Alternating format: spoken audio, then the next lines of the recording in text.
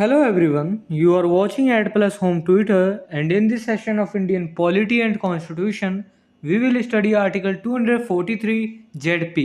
तो शुरू करते हैं बिना किसी देरी के।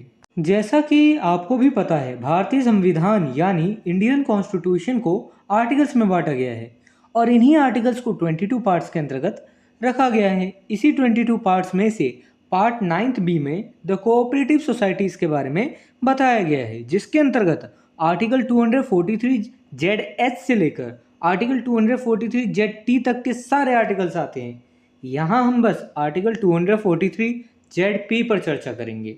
यहाँ मैं पहले कंटेंट को इंग्लिश में रीड करूँगा, फिर उसकी मीनिंग आपको हिंदी में समझाऊँगा ताकि आपको कंसेप्ट ज़्यादा से ज़्यादा समझ आ सके। Article 243 Z P talk about returns. Article 243 Z P में कोऑपरेटिव सोसाइटीज़ द्वारा रिटर्न्स दिए जाने की बात पर चर्चा की गई है। जैसे हम भी रिटर्न्स वगैरह इनकम टैक्स के रूप में देते हैं, उसी तरीके से जो रिटर्न दिया जाता है कोऑपरेटिव सोसाइटीज़ के द्वारा, तो उन रिटर्न्स की जो चर्चा है यहाँ पे की जाती है। यहाँ पे हम डिटेल्ड में इसे पढ़ेंगे, अगली स्लाइड से आपको थोड़ा समझ में आने लगेगा। Article 243 ZP clause first. Every cooperative society shall file returns within 6 months of the close of every financial year to the authority designated by the state government, including the following matters, namely प्रत्येक cooperative society प्रत्येक financial year की समाप्ति के 6 महीने के भीतर state government द्वारा designated authority को यहाँ इस क्लॉज में बताए गए विषयों सहित यानी विषयों के संबंध में रिटर्न फाइल करेगी। देखिए, इसे आसान शब्दों में समझिए। ये जो कोऑपरेटिव सोसाइटीज़ हैं, ये रिटर्न फाइल करती हैं किसको? स्टेट गवर्नमेंट द्वारा डेजिग्नेटेड अथॉरिटी को। और विद इन कितने मंथ्स में? प्रत्येक फाइनेंशियल ईयर में ये रिटर्न फाइल किया जाता है। लेकिन एक फाइनेंशियल ईयर ख़त्म हुआ, मान के चलिए 31 मार्च तक ख़त्म हो गया, तो 31 मार्च से अगले 6 महीने तक उसके भीतर जो है रिटर्न फाइल की जाएगी कोऑपरेटिव सोसाइटी द्वारा। तो ये इसका एक मतलब टाइम बाउंडेशन होता है। और किसको रिटर्न फाइल किया जाएगा? स्टेट गवर्नमेंट द्वारा डेजिग्नेटेड अथॉरिटी को रिटर्न फाइल करेगी। कौन? Cooperative society. तो इसमें यही कहा गया है। तो और कौन कौन से विषयों पर जो है रिटर्न फाइल कर सकती है कोऑपरेटिव सोसाइटी को करना होगा? तो वो विषय जो हैं अगली स्लाइड्स में मैं आपको डिटेल में बताऊंगा कौन कौन से विषय हैं। वैसे विषय जो रिलेटेड होते हैं वो एनुअल रिपोर्ट ज़्यादातर रिलेटेड होते हैं, एनुअल रिपोर्ट से या फिर किसी सरप्लस से, इनकम से, इसी तरीके से रिलेटेड होते हैं जो होते हैं विषय। वो आगे आपको जब एक एक करके समझाऊंगा तब आपको ज़्यादा बेहतर समझ में आएगा। पहला विषय, annual report of its activities. Cooperative society अपने एक्टिविटीज़ की एनुअल रिपोर्ट के लिए रिटर्न फाइल करेगी। देखिए, कोई भी कोऑपरेटिव सोसाइटी यदि पूरे फाइनेंशियल ईयर में कुछ एक्टिविटीज़ करती है, अपने कुछ कार्य करती है, कुछ काम करती है, तो उसकी एक एनुअल रिपोर्ट के लिए रिटर्न फाइल करेगी। किसको? डेजिग्नेटेड अथॉरिटी को, जो स्टेट गवर्नमेंट के द्वारा डेजिग्नेटेड अथॉरिटी है उसको।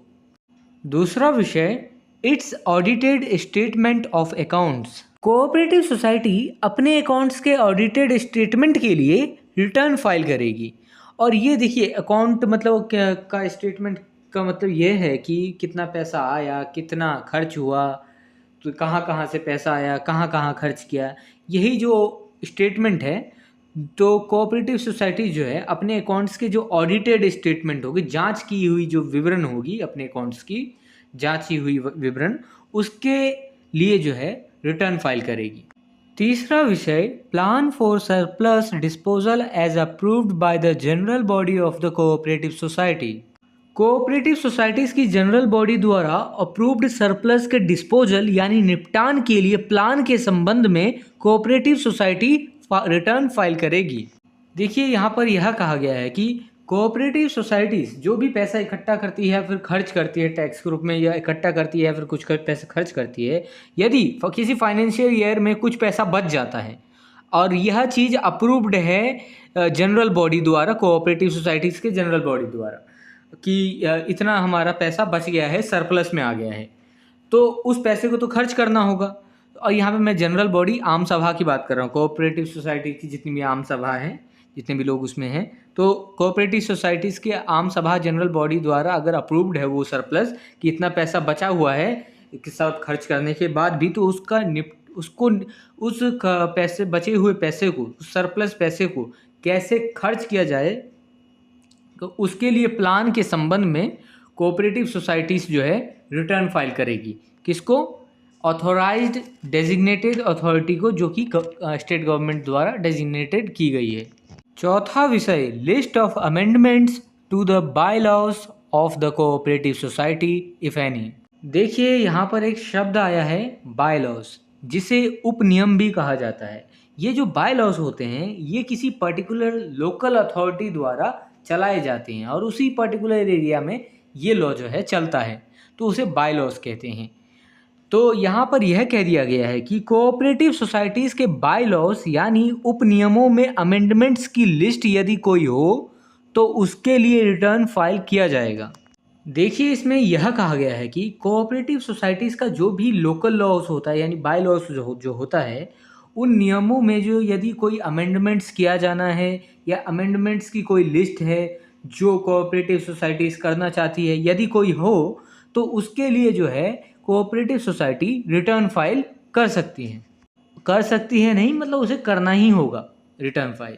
पांचवा विषय, declaration regarding date of holding of its general body meeting and conduct of elections when due and cooperative society अपनी जनरल बॉडी यानी आम सभा की मीटिंग्स आयोजित करने की डेट और निर्धारित समय पर चुनाव कराने की घोषणा करने के लिए रिटर्न फाइल कर सकती है, रिटर्न फाइल करेगी। देखिए अगर किसी भी कोऑपरेटिव सोसाइटीज़ को अपने आम सभा का जो भी उसका जो जनरल बॉडी है जिसमें लोग सारे सदस्य हैं उसके, तो उसका अगर एक मीटिंग रखना है, उसके लिए एक डेट फिक्स करना है, डेट आयोजित करना है मीटिंग और उसके लिए एक डेट रखना है और साथ तो उसको रिटर्न फाइल करना होगा। साथ ही साथ अगर उसको जो है निर्धारित समय पर चुनाव कराने की घोषणा करने के लिए भी उसे रिटर्न फाइल करना होगा। निर्धारित समय पर चुनाव किसका चुनाव करवाएगी? वो अपना ही चुनाव करवाएगी कोऑपरेटिव सोसाइटीज़ का या फिर उसके अध्यक्षों का।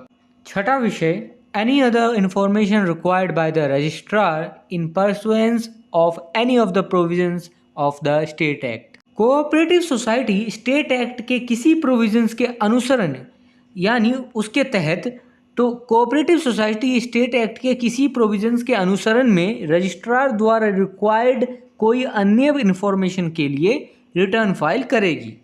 देखिए यदि रजिस्ट्रार द्वारा रिक्वायर्ड कोई अन्य इन्फॉर्मेशन जो कि कोऑपरेटिव सोसाइटी से रिलेटेड है, अगर उसे मांगती है, जो स्टेट एक्ट के प्रोविजंस के अंतर्गत कोई इन्फॉर्मेशन है उसके अंतर्गत, ऐसा नहीं कि कोई भी इन्फॉर्मेशन मांग लेगी, लेकिन ऐसा कोई अगर इन्फॉर्मेशन जो कि स्टेट एक्ट के प्रोविजंस के अंतर्गत मांगती है रजिस्ट्रार, जो रजिस्ट्रार के द्वारा रिक्वायर्ड रहती है वो इन्फॉर्मेशन, तो ऐसे इन्फॉर्मेशन देने के लिए भी जो है कोऑपरेटिव सोसाइटी को रिटर्न फाइल करनी होगी।